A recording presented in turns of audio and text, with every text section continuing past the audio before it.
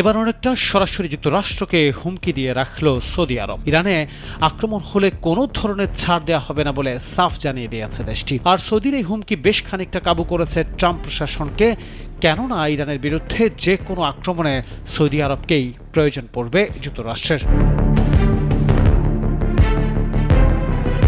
ওমানে ইরান যুক্তরাষ্ট্র বৈঠকের পর কোনো সমাধান না আসায় মধ্যপ্রাচ্যে দেখা দিয়েছে উত্তেজনা। যুক্তরাষ্ট্র চলমান ইস্যু নিয়ে সমাধান চায়, তবে তার আগে ইরানকে পরমাণু কর্মসূচি স্থগিত করতে হবে বলে সাফ জানিয়ে দিয়েছে ট্রাম্প প্রতিনিধি। অন্যদিকে ইরানও পাল্টা জবাব দিয়েছে।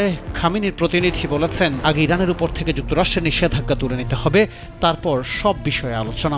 আর দুই দেশের এমন পাল্টাপাল্টি দাবি আর হুমকিতে অনেকে মনে করছেন এবার দুই দেশের দ্বন্দ্ব আরও চরমে পৌঁছাবে, যে কারণে সৌদি আরব সহ উপসাগরীয় অঞ্চলের দেশগুলো সতর্কবার্তা দিতে শুরু করেছে।